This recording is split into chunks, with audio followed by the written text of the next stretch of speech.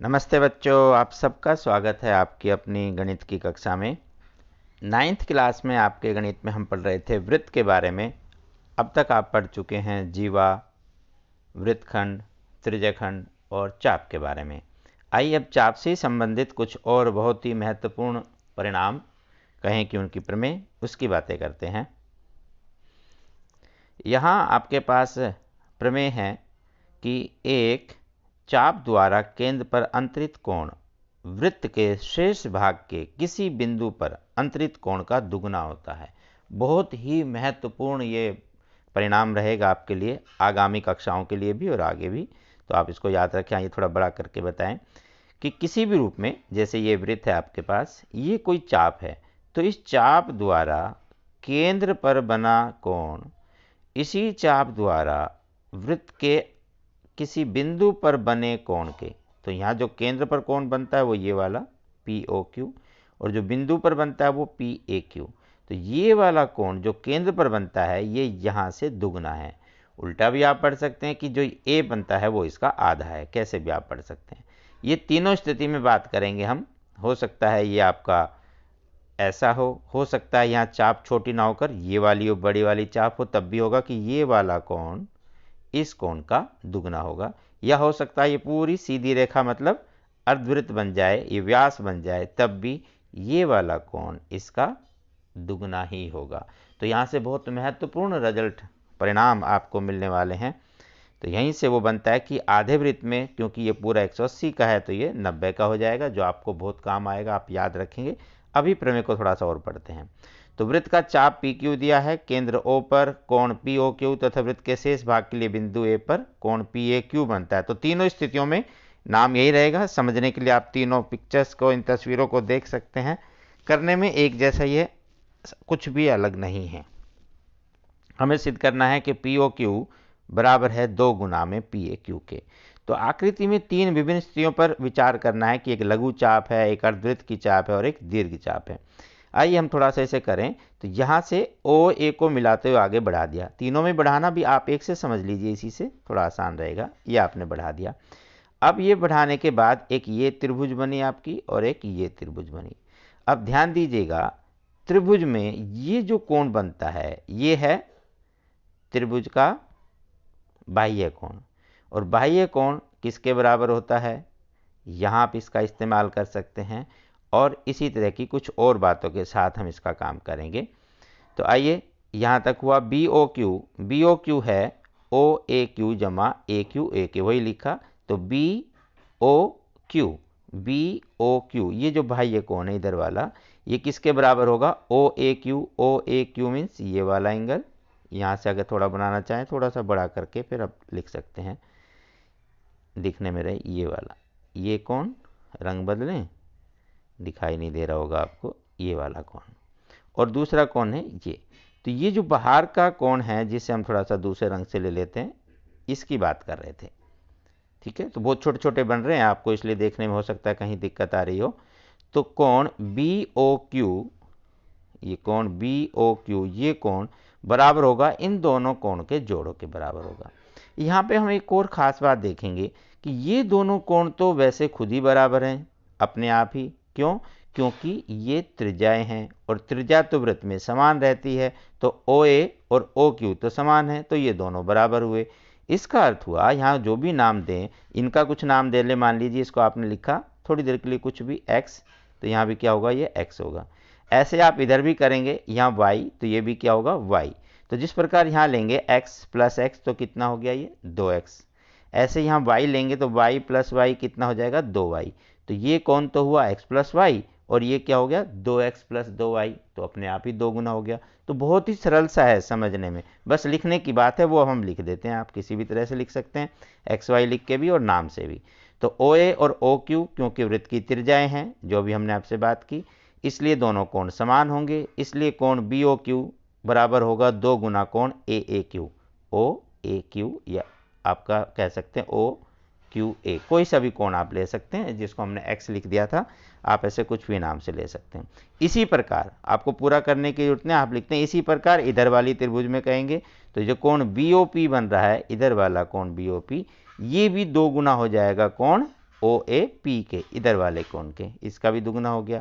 अब दोनों को जोड़ेंगे तो यहाँ जो जोड़ेंगे पूरा कोण बन गया OAP प्लस OAQ। OAP ये वाला हिस्सा और ये, तो पूरा मिला के कोण PAQ बन जाएगा और इधर पूरा मिलाकर कोण POQ बन जाएगा और वो इसका दुगना ही होगा क्योंकि यहाँ 2 गुना ही रहा है। तो बहुत ही आसानी से आप इसे कर सकते हैं। यही आप इस स्थिति के लिए भी कहेंगे और यही आप यहाँ के लिए भी कहेंगे, इसी प्रकार आप करेंगे। और इसे आप क्या बोलते हैं? प्रतिवर्ती कोण। जब 180 से बड़ा हो जाए, इंग्लिश में रिफ्लेक्स एंगल बोलते हैं और यहाँ बोलते हैं प्रतिवर्ती कोण।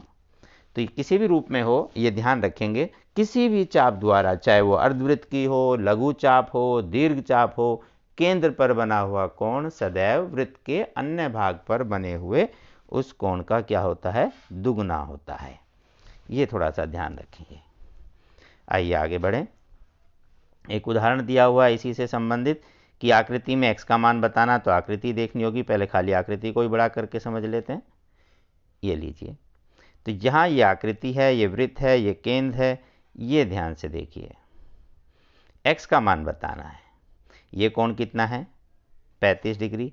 अब जैसा कि हम सीख चुके हैं, ये तो वृत्त की त्रिज्या होंगी, तो ये दोनों कोण समान होंगे। ये 35 का है तो ये भी 35 का। आप नाम लिखेंगे तो ACB ऐसे पढ़ेंगे इसे। अच्छा, नाम से कई बार आपको जहाँ परेशानी होती है तो आप इसको XYZ 1 2 3 कुछ भी लिख सकते हैं, सब मान्य है। बस आपको समझ में आना चाहिए कि आप क्यों और क्या कर रहे हैं। तो यहाँ 1 2 से लिख दिया, आप वो भी कर सकते थे। तो ये 35 का हो जाएगा। एक त्रिभुज के तीनों कोणों का जोड़ 180 डिग्री होता है, तो 35 जमा 35 जमा कोण 1, ये तीनों मिला के 180 होना चाहिए। तो 35 35 70, 180 में से 70 गए, ये 110 हो गया। अब ये 110 है तो इसका दुगना नहीं करना, ये बहुत मामूली गलती है जो हम लगभग बच्चे कई बार कर देते हैं। इसका दुगना नहीं करना या इसका आधा नहीं करना। ये वाले कोण से हम पहले ये निकालेंगे इधर वाला, क्योंकि जो वो बन रहा है x, वो इस चाप से बन रहा है, जो चाप ये जा रही है बड़ी वाली, और इस चाप से वो यहाँ पर बन रहा है और इसी चाप से वृत्त पर ये कोण बनता है। तो ये कोण जो हमने यहाँ इधर लिखा है कोण नंबर 3, ये 2 गुना होगा कोण नंबर x का। तो हम यहाँ से पहले ये निकालेंगे और ये क्योंकि वृत्त का कोण है तो 360 का होगा। जब कोण 1 आपके पास आ गया तो 360 में से 1 घटाने पर कोण 3 आ जाएगा। फिर उसका आधा करेंगे, वो होगा कोण x। आइए लिख देते हैं इसे अब। तो कोण 2 35 है, इसलिए आपका ये 35 क्यों हुआ? क्योंकि ये वृत्त की त्रिज्याएं हैं, वो सामने कोण बराबर होंगे, समद्विबाहु त्रिभुज बन जाती है। समान भुजाओं की सम्मुख कोण समान होते हैं। तो कोण A हो गया 110 डिग्री, अभी आपको जो बताया था बस वही लिखना है। फिर कोण 1 जमा 3 360 लिखेंगे, तो कोण 3 की वैल्यू 250, और इसलिए x हो जाएगा इसका आधा, 250 का आधा 125। तो इस तरह से ये बहुत ही महत्वपूर्ण रिजल्ट है आपके किसी भी एग्जाम के लिए। इससे संबंधित आपका क्वेश्चन जरूर आता है एग्जाम में, वो चाहे नंबर्स में हो या ऐसे सिद्ध करने में आ जाए या कुछ और आ जाए। तो आइए अब एक प्रयास करने में एक सवाल है आपका। यहाँ दिया हुआ है कोण 60 और कोण 30 और आपको बताना कोण ADC। आइए थोड़ा जूम करके देख लेते हैं क्या पूछना चाह रहा है। ये कोण दिए हुए हैं 60 डिग्री और 30 डिग्री, और ये पूछना चाह रहे हैं ये वाला कोण। तो आप देखें 60 और 30 कितना हो गया? 90 डिग्री। ये तो बहुत ही सरल सवाल हो गया। ये कोण इस चाप से बन रहा है, ये चाप जो AC है इससे बनता है यहाँ पर कोण।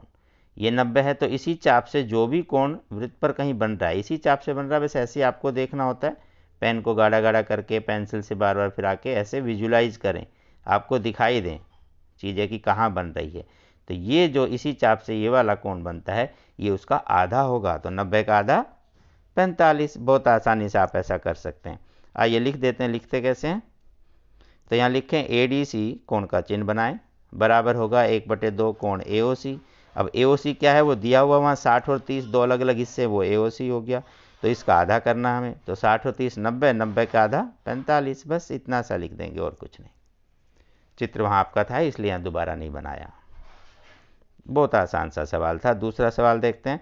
प्रश्न 2, आकृति में ये दिया हुआ है 100 डिग्री और ये बताना OPR, जो यहाँ थोड़ा छोटा लग रहा है देखने में, आपको बता देते हैं आगे तस्वीर बनाकर।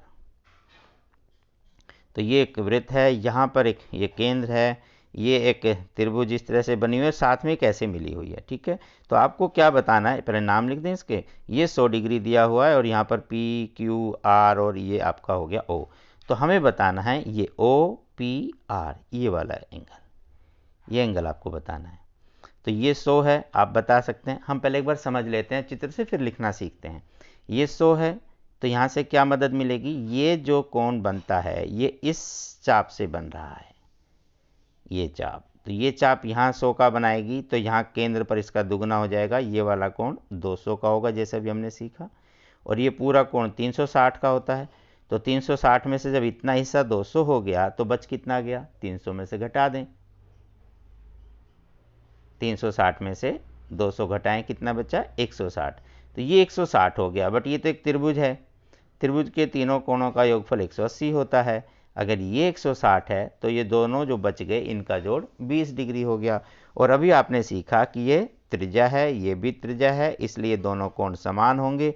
इसलिए जब दोनों ही मिला के 20 के हैं और दोनों बराबर भी हैं तो 20 का आधा कर दीजिए, दोनों समान कोण हैं, तो 10-10 डिग्री के। तो उत्तर बड़े आसानी से आप 10 निकालेंगे। फिर समझें, 100 का डबल किया 200, 360 में से 200 घटाया 160 अंदर का, 180 में से 160 घटाएंगे तो इन दोनों का टोटल 20 ही निकला। तो बराबर बांटेंगे तो 10-10 इनके हिस्से आया, तो ये भी 10 डिग्री और ये भी 10। लिखना सीख लेते हैं। तो ये तो हमने बताया कि ऐसा हम करेंगे, 200, ये 160 बच गया, ये दोनों बराबर हैं तो ये दोनों कोण भी बराबर होंगे, इसलिए वो 10-10 के हो गए। अब लिखते कैसे हैं, ये जो कोण है इसको बोलते हैं प्रतिवर्ती कोण, रिफ्लेक्स एंगल। तो प्रतिवर्ती कोण पी ओ आर, क्योंकि पी ओ आर से कहीं कन्फ्यूजन हो जाए कि आप अंदर वाले को, ये पी ओ आर अंदर वाला भी हो गया और पी ओ आर बाहर वाला भी हो गया, तो कन्फ्यूजन ना हो तो हम क्या करेंगे, यहाँ पे नंबर लिख सकते हैं 1 2 3 4 ऐसा, और नाम में लिखेंगे। तो प्रतिवर्ती कोण पी ओ आर बराबर होगा 2 गुणा में कोण पी क्यू आर। क्यों होगा, ये अभी हमने प्रमेय पढ़ी इसलिए। तो ये हो गया 2 गुना 100, 200 डिग्री। बहुत आसानी से यहाँ तक हुआ। अब हम करेंगे, जैसे यही हम सवाल तो पहले सीख ही चुके हैं, तो सिर्फ लिखना है। तो ये लिखेंगे कि पूरा 360 का है, ये पहले लिखें या बाद में लिखें, या पहले ये लिख लें क्योंकि ये त्रिज्याएं हैं इसलिए दोनों कोण बराबर होंगे। तो ये दोनों त्रिज्या होगी ओ पी ओ आर, इसलिए जो कोण हैं ये बराबर होंगे ओ पी आर और ओ आर पी। इसका कुछ नाम भी रख लेते हैं, बार बार इतना लंबा कौन लिखेगा। तो आप 1 2 लिखें, या दोनों समान है तो x मान लिया, माना x, लेट एज्यूम कर लिया x। तो यहाँ भी x और यहाँ भी x, तो x प्लस 160, ये कितना हो जाएगा 180। अब यहाँ हमने लिखने में 160 नहीं लिखा ना, उसका भी लिख लेते हैं, तो समझाने के लिए लिखा था। तो यहाँ कर लेते हैं पहले, क्यों होगा ये, तो आप लिखेंगे कोण, इसका नाम रख लेते हैं कुछ 1 और यहाँ रख लेते हैं 2। तो कोण 1 जमा 2 बराबर है 360 के, इसलिए कोण 1 बराबर हो जाएगा 360 घटा में ये 2 मतलब 200। तो ये आ जाएगा 360 घटा 200 मतलब 160। तो कोण 1 का मान ऐसे 160 निकालें। अब सिंपल लिखें कि त्रिभुज के तीनों कोणों का योगफल 180 होता है, इसलिए x जमा 160 बराबर 180। त्रिभुज का अंत्य कोण है इसलिए 2x बराबर 20 हो गया, 160 इधर जाके घट जाएगा, 2 से भाग करेंगे x बराबर 10 आ जाएगा, और x ही है OPR जो हमें बताना था। बस इस तरह से आप उत्तर ज्ञात कर लेंगे। तो बहुत ही आसान सी ये आपकी आज की वर्कशीट नंबर 58 रही। आप इसका अभ्यास कीजिए, और हाँ, सबसे ज़रूरी बात, बीमारी से बच कर रहें, बार बार साबुन से हाथ धोएं, मास्क का प्रयोग करें। आज उसका जुर्माना भी बढ़ा दिया है, आपने खबरों में देख लिया होगा। तो अपना ध्यान रखें, स्वस्थ रहें, प्रसन्न रहें, पढ़ते रहें, आगे बढ़ते रहें। शुभकामनाएं। फिर मिलते हैं अगली क्लास में, तब तक नमस्ते।